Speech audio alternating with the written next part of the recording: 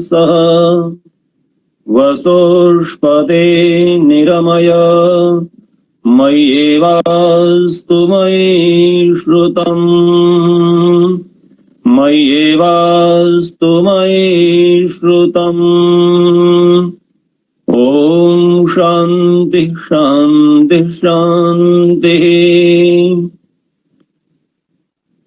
महर्षि देव दयानंद सरस्वती जी की जिस विचारधारा को लेकर स्वामी श्रद्धानंद जी ने गुरुकुली शिक्षा पद्धति का पुनरुद्धार किया था, ऐसे ही संकल्प को लेकर निरंतर हमारे गुरुकुल कार्य कर रहे हैं। पूज्य स्वामी प्रणवानंद जी महाराज को मैं नमन करता हूं, जिन्होंने गुरुकुलों की एक लंबी श्रृंखला चलाई और उसी श्रृंखला में आज आप और हम सभी आर्ष ज्योतिर्मठ गुरुकुल पौंधा देहरादून के स्थापना दिवस के अवसर पर इस विशेष परिस्थिति में वर्चुअल माध्यम से एक दूसरे को देख रहे हैं, बातचीत कर रहे हैं, श्रवण कर रहे हैं।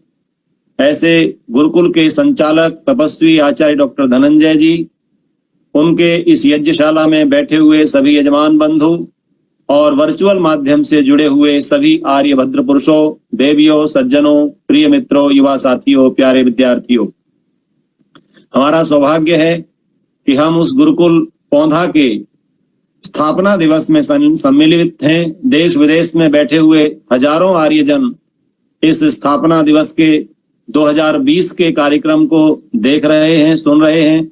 मैं उन सभी को भी सादर नमन करता हूं। बंधुओं, ऋषि दयानंद कि जो मानव समाज पिछले 5000 वर्ष से धर्म को भूल गया था, अध्यात्म को भूल गया था, कर्मकांड के नाम पर अनेक विकृतियों से जुड़ गया था और समाज में अनेक विकृतियां, कुरीतियां हमारे स्थापित हो चुकी थीं। आज का विषय पुरुषार्थ चतुष्टय सिद्धि के विषय में है। संसार को परमपिता परमात्मा ने प्रयोजन से बनाया है।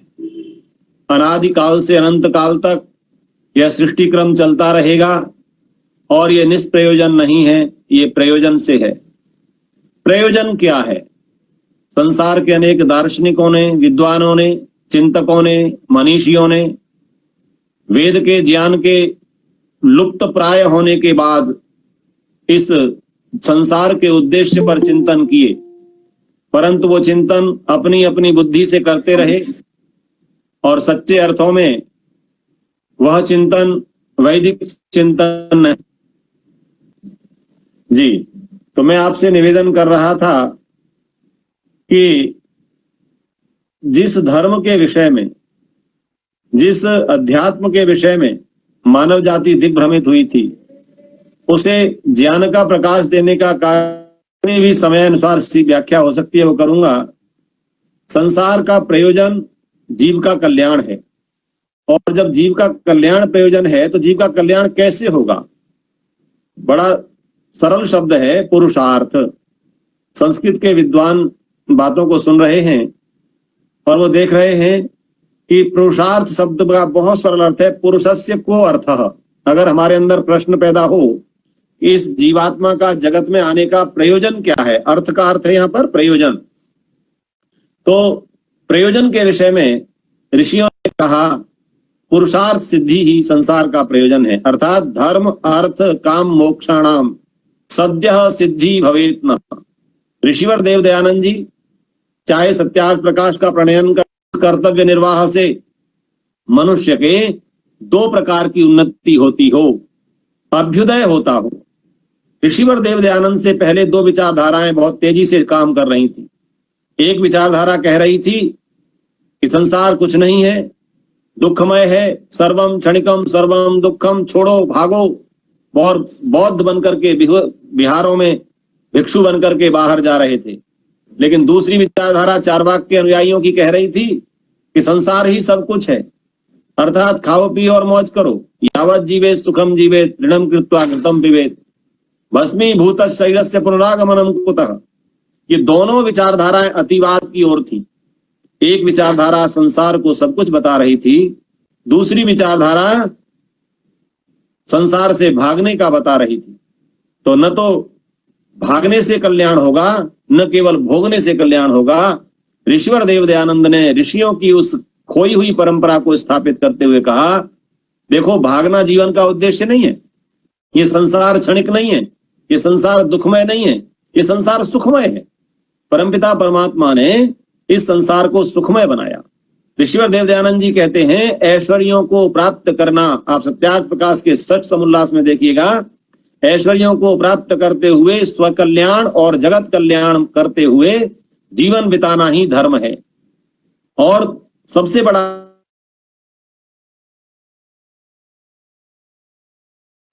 ऋषियों की परंपरा के क्रम में ऋषि ने कहा, आचार परमो धर्म श्रुत्युक्त स्मार्त एव च। महर्षि मनु की बात को 10वें समुल्लास में सत्यार्थ प्रकाश के ऋषि जी उद्धृत करते हुए कहते हैं कि संसार में धर्म की बात जब आएगी तो परम धर्म क्या होगा। तो परम धर्म के विषय में अनेक लोगों ने बहुत सारी बातें कही। ऋषि दयानंद जी ने कहा, आचार परमो धर्म।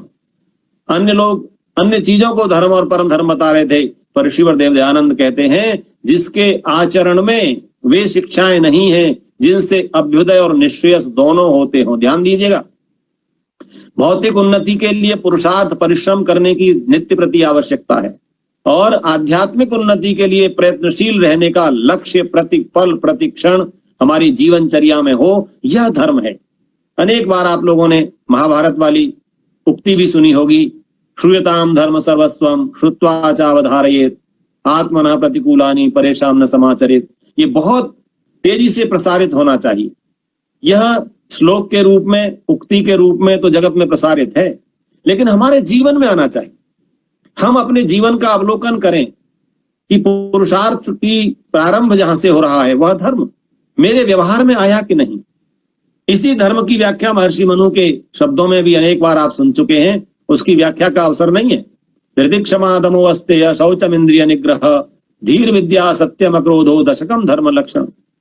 ऋषिवर देव दयानंद ने महर्षि मनु के इन अनेक उक्तियों को, श्लोकों को अपने प्रवचनों में, अपने पत्रों में, अपने ग्रंथों में प्रत्येक स्थान पर उद्धृत किया। इसका उद्देश्य यही था कि मनुष्य सरल से सरल धर्म को पहचाने। धर्म का जो दुरूह स्वरूप था, जिस स्वरूप के कारण लोग धर्म से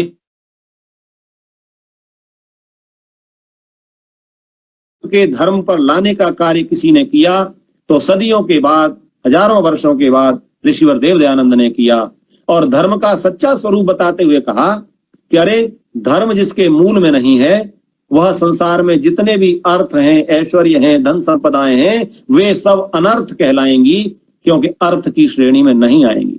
दूसरा जो पुरुषार्थ चतुष्टय का सोपान है वो है अर्थ, और अर्थ को वर्तमान में हम लोगों ने मुद्रा मान लिया है। ऋषिवर देव दयानंद या प्राचीन ऋषियों की मान्यता अनुसार संसार के पदार्थों की प्राप्ति करना अर्थ की प्राप्ति करना है, और उस अर्थ से क्या होना चाहिए ये विचार करना है। देखिए, एक बड़ा सरल, कई बार मैं कहा करता हूं कि ऋषि जी, हमारे जो प्राचीन ऋषिगण हैं, उन्होंने जितना भी चिंतन मानव जाति कल्याण के लिए दिया है उसमें बड़ा सुंदर विधान किया। मैं विद्यार्थी काल से सोचा करता था कि वास्तव में धर्म धर्म धर्म को लेकर अफीम कहा जा रहा है, क्या क्या कहा जा रहा है, ये धर्म क्या है। जब मैं 17 वर्ष की आयु का था, 1988 की बात है, हमारे देश के तत्कालीन प्रधानमंत्री ने एक बयान दे दिया। समाचार पत्र पढ़ने की आदत थी, गुरुकुल में पढ़ते थे एटा में। तो क्या कहा कि मेरे नाना जी हिंदू थे, पंडित थे, मेरी माँ भी पंडित है क्योंकि उनकी पुत्री है, परंतु मेरा विवाह पारसी से हो गया, मेरी माँ का विवाह पारसी से हो गया और मेरा विवाह ईसाई से हो गया, मैं किसी धर्म को नहीं मानता। जब उन्होंने इस प्रकार की व्याख्या की, विद्यार्थी के रूप में मेरे अंदर प्रश्न पैदा हुआ, यह व्यक्ति नाना को नाना कह रहे हैं, किसके कारण? धर्म के कारण। माँ को माँ कह रहे हैं, किसके कारण? धर्म के कारण। पत्नी को पत्नी कह रहे हैं, किसके कारण? धर्म के कारण। तो ये कैसे कह सकते हैं कि मैं धर्म को नहीं मानता? धर्म तो वह है पितृधर्म, ये सब धर्म के साथ जुड़े हुए हैं।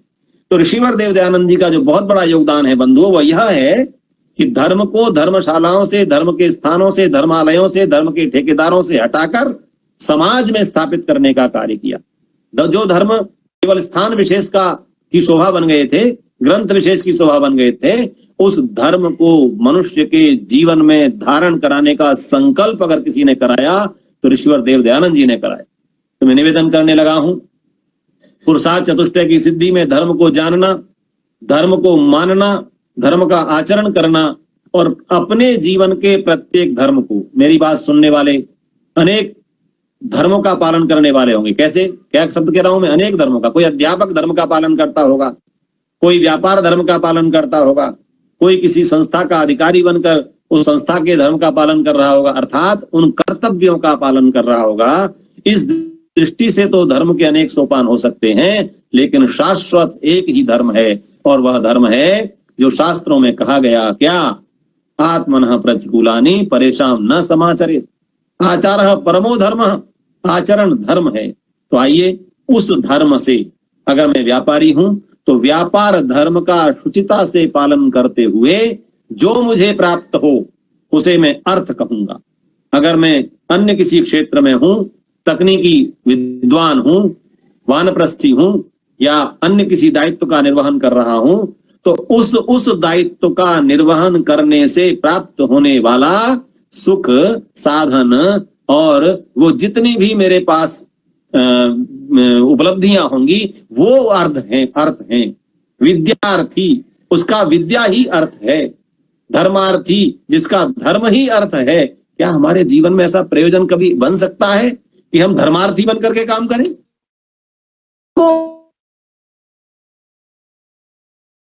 को अर्थ मान रहे हैं, धर्म की बातें बड़ी बड़ी सुनेंगे, करेंगे, लेकिन अर्थ अर्थ अर्थ अर्थ अर्थ वही। मुझे इसे कहने में कोई संकोच नहीं। हमारे कुछ साथियों ने कहा, साहब जब तक ये आर्य समाजें नहीं खुल रही, या कोविड-19 की स्थिति चल रही है, हमारी क्या होगा, कैसे संस्थाएं चलेंगी? मैंने कहा थोड़ा सा अपने जीवन को तपस्वी बनाना पड़ेगा। संस्थाएं प्रयास कर रही हैं, हमारे अनेक उपदेशक, भजनोपदेशक, आचार्यगण, जिनका इस समय कोई कार्यक्रम आदि नहीं हो रहा, जो पूर्ण जीवन समर्पित कर चुके हैं इस कार्य के लिए, जिनका परिवार आजीविका भी इसी चलना होता है, उनकी चिंता करनी है।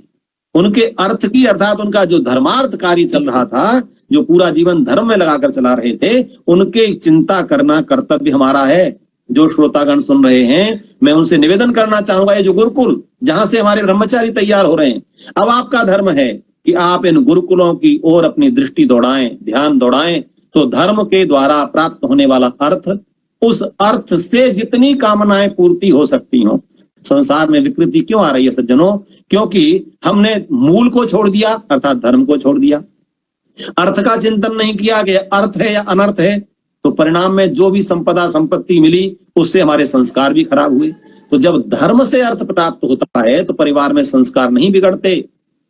चिंतन करना है कि हमारा जो अर्थ आ रहा है वो धर्म से आना चाहिए, और उसके बाद हमारी कामनाएं होनी चाहिए। जितना मेरे पास सामर्थ्य है, जितना मुझे अर्थ प्राप्त है, जितनी मेरी सुविधाएं हैं, जो कुछ मुझे प्राप्त है, मैं उस पर अपनी कामनाओं को रखूं, कामनाएं उससे बाहर न हो। मनुष्य का जीवन क्यों बदल गया? अब व्युत्क्रम हो गया है। मूल में धर्म नहीं है, मूल में है पहले अर्थ या कामनाएं, इच्छाएं, मुझे ये चाहिए।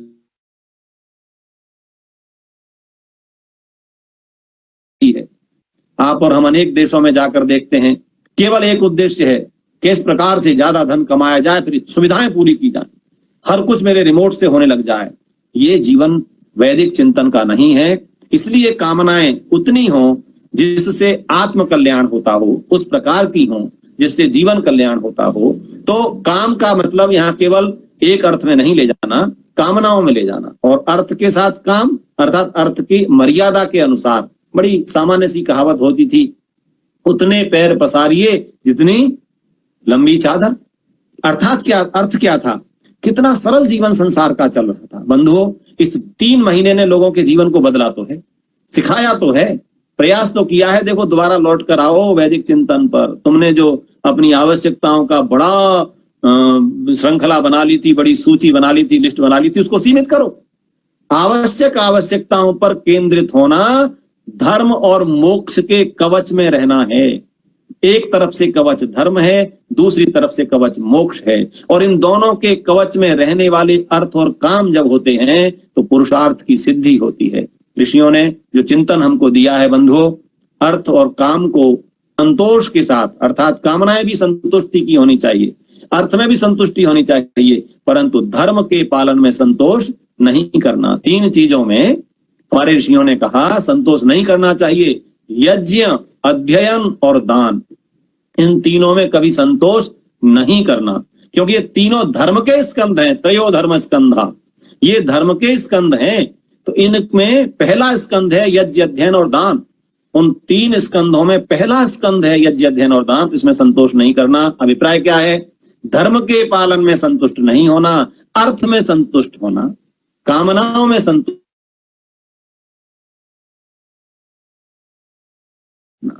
तो आचार्य धनंजय जी को मैं बहुत धन्यवाद दूंगा।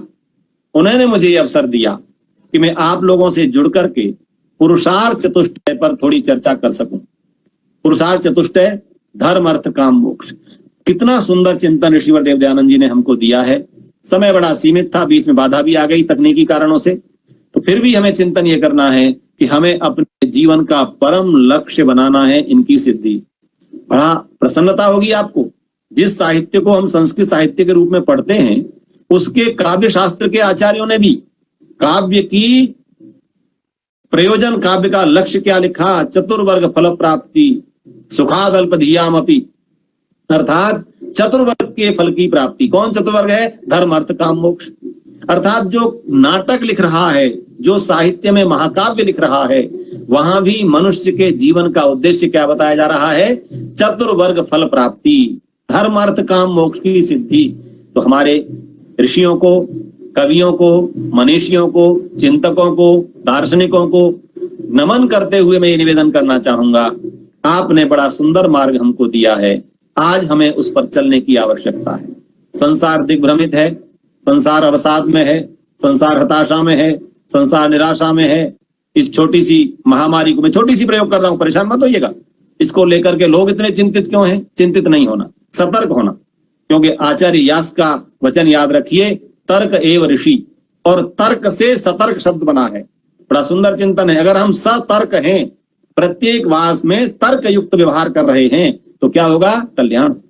इसलिए सतर्क रहते हुए इस महामारी से स्वयं को बचाना है, सुरक्षित रखना है। अपनी जितनी भी हमें बताई जा रही हैं चीजें आयुष मंत्रालय द्वारा, भारत सरकार। एक बात और आपको स्मरण करा दूं, जिन लोगों ने इस विचारधारा का प्रचार बहुत लंबे समय तक किया, क्या किया? अरे साहब, जब आनी है तो आ जाएगी, मरना है तो मर जाएंगे, इसमें क्या करना है? ऐसे लोगों को भी उत्तर ऐसी महामारियों के अवसर पर मिलता है। अगर जब मरना ही है, जब होना ही है, तो कुछ प्रयास न किया जाए। ये प्रयास और पुरुषार्थ ऋषि दयानंद के सिद्धांत को सत्य सिद्ध करते हैं कि आयु को घटाया बढ़ाया जा सकता है। ये उत्तर भी इस ऐसे अवसरों पर मिलता है कि जब हम ऋषि के सिद्धांतों को मजबूती से लोगों में प्रचार करें। जो भाई बहन मेरी बातों को सुन रहे हैं, मैं उनसे अनुरोध करूंगा, ऐसे अवैदिक सिद्धांत जो संसार में आ गए हैं, देखिए अष्टम समुल्लास में ऋषिवर देव दयानंद जी ने जब संसार के निमित्त की चर्चा की है, तो ईश्वर मुख्य निमित्त है और जीव साधारण निमित्त है। कभी इस विषय पर चिंतन करना, सत्यार्थ प्रकाश को गहनता से पढ़िए, गंभीरता से पढ़िए, उसके एक एक वाक्य पर चिंतन कीजिए। ऋषि ने कितनी बड़ी बात कही। जो लोग ये कहते हैं संसार में जब जब जहां जहां जो जो होना है सब ईश्वर ने लिख दिया है, उनको उत्तर सत्यार्थ प्रकाश देता है, ऋषि का चिंतन देता है। अगर ऐसा होता तो न तो ये लॉकडाउन करना था, न तो कहीं पर शर्तें लगानी थी, नहीं पर कोई बंधन लगाने थे। क्यों? जिसको मरना है मर जाएगा, जिसको बचना है बच जाएगा। क्या ऐसा संसार में होता है? ऋषिवर दयानंद के सिद्धांत बंधु व्यावहारिक हैं, जगत कल्याण के लिए हैं, और वो वैदिक सिद्धांत है, उनकी अपनी कोई नई बात नहीं है। तो ऋषि ने जिस पुरुषार्थ सिद्धि के लिए अपने ग्रंथों को लिखा, हमें मार्ग दिखाया, और उसी परंपरा पर हमारे आज गुरुकुल कार्य कर रहे हैं। एक बात कहना बहुत आवश्यक है, ये हमारे गुरुकुलों के विद्यार्थी आप सबके परिवार के सदस्य होने चाहिए। आपको एहसास होना चाहिए कि हमारे गुरुकुल हमारी संस्कृति के रक्षक हैं। मैं प्रत्येक मंच पर यह बात कहता रहा हूं कि 1875 में स्थापित आर्य समाज 1875 का स्थापित नहीं है, अभी तो सृष्टि के आदि से स्थापित आर्य समाज है। अरे बीच में उस की, क्योंकि आर्यावर्त आर्य संस्कृति का जो समाज था, तो आर्य समाज हमेशा से था। उस आर्य समाज को आज बचाने के लिए मुख्य रूप से गुरुकुल कार्य कर रहे हैं, आर्य वीर दल के रूप में संस्थाएं कार्य कर रही हैं, हमारी आर्य समाज की इकाइयां कार्य कर रही हैं। क्या चाहते हैं? आर्यावर्त बचे, आर्यत्व बचे, आर्य संस्कृति बचे, तभी हम कह पाए कृण्वन्तो विश्वमार्यम, विश्व को आर्य बनाना और स्वयं को संपूर्ण रूप में आर्य बनाना। तो हम इन बातों का चिंतन करें, ध्यान रखें। इस वर्चुअल माध्यम से मुझे आचार्य धनंजय जी ने स्वामी प्रणवानंद जी के आशीर्वाद से ये गुरुकुल चल रहे हैं। इन गुरुकुलों में जितना भी हमारा योगदान हो सकता है, मैं आचार्य धनंजय जी के तप को भी नमन करता हूँ, स्वामी जी को भी नमन करता हूँ और ऋषिवर देव दयानंद के उस मूल तप को नमन करता हूँ जिसके परिणाम स्वरूप हम और अब सब अपना जीवन बचा पाए। बड़े ऋणी हैं हम ऋषि के, तो ऋषि ऋण से पूर्ण होने का कर्तव्य निर्वाह करें। श्रोतागण ध्यान रखें कि हमारे गुरुकुलों का ये संचालन कैसे होगा। ऐसी अवस्था में मुंह न मोड़ लें, आप गुरुकुलों की ओर अपने उन्मुख होकर के गुरुकुलों की ओर अपनी दृष्टि को दौड़ा करके कार्य करें कि हमारे गुरुकुल बचेंगे तो संस्कृति बचेगी, संस्कृत बचेगी तो संस्कृति बचेगी। हमारे विद्यार्थी हमारे और आपके सबके परिश्रम से प्राप्त होने वाले धन से अपने जीवन को तैयार करते हैं और राष्ट्र को समर्पित होते हैं। तो आइए हम सब गुरुकुलों के लिए अपने द्वार खोल दें और अपने घरों परिवारों की ओर से भी गुरुकुलों की रक्षा करें। इसी के साथ आप सबका बहुत बहुत धन्यवाद। ओम शांति।